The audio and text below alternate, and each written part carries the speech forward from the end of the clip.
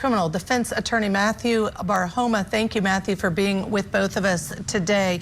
I must ask you, she read a statement that she'd prepared. I wish I never listened to my father. I wish that he had stood up, or I had stood up to him. But learning that she knew about the safe haven law, knowing that the community had tried to help her, and she didn't avail herself of it. She left this baby in a box for 2 days where the baby was crying off and on, never touched the baby, never had anything to do with the baby, puts the baby in a bag, throws the baby in a ditch with the assistance of her father. Is there any chance she should serve less than the 50 years, which is mandatory? I think that that's not enough, possibly. You know, I heard her statement. I thought that she devoided some culpability there. Now, she is making a great point, which is that her father is her mentor. She was undergoing, you know, this trauma of losing her mom. So there's some element to it. I think devoiding all culpability, especially when you've accepted a plea deal, is maybe not the best scenario.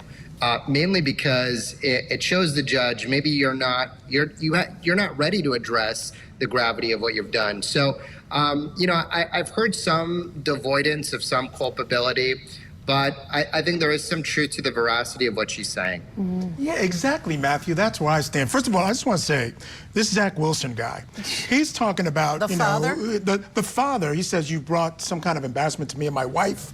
Question is, was he married when he was doing this? And then apparently he cuts her off when she's pregnant. So the men in her life let her down. But I can tell you, from listening to her, I'm almost willing to believe under these circumstances that maybe it was the father that put her in a position. She said, I will learn to stand up for myself. And I can believe, based on what I'm hearing from her and the kind of person she seems like, that maybe her father put her up to it, saying, look, I can't watch him, you can't watch him, here's the answer to our problems. And that's what they ended up doing. Under those circumstances, I'm not sure I agree with Judge. Maybe we need to look at this case differently.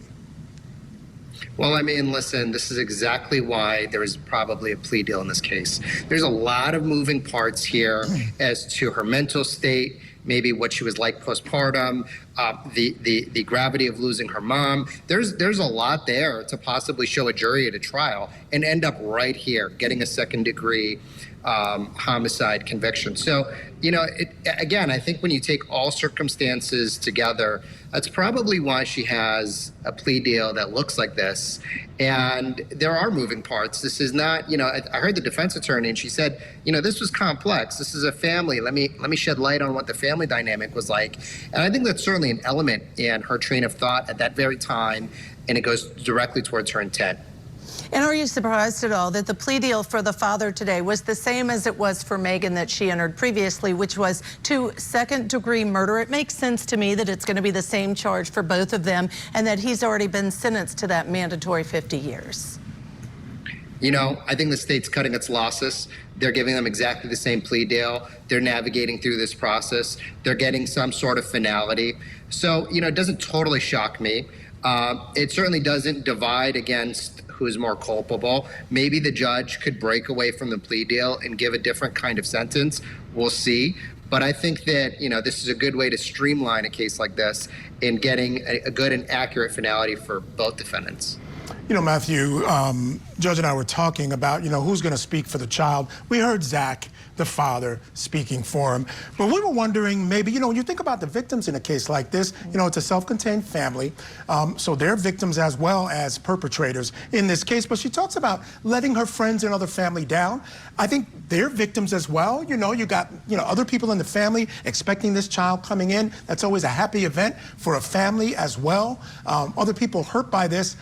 Or even bringing in somebody to talk about how this baby would have suffered over those 2 days where you left him in a box and didn't give him any love, if those were possibilities for victim impact statements. Certainly. I mean, look, this is a particularly vulnerable victim, right? And that's a factor in sentencing. Now, with that being said, I think there's a whole family tree of victims, right? There's possible aunts, there's possible grandparents, there's possible, cousins. There are possible people who are missing now what would have been a child in their life and a boy in their life. But I think the worst of it is the fact that this is a very vulnerable victim. It doesn't get more vulnerable than a newborn baby. And that was crying for 2 days. right? On and off. I mean, clearly shedding pain. So, you know, I think that there are other victims, and it could have been brought out. Yeah, fair enough. All right, Matthew, stand by. We're going to take a break here, folks. When Court TV Live returns, the judge begins the sentencing, so keep it here on your front row seat for justice.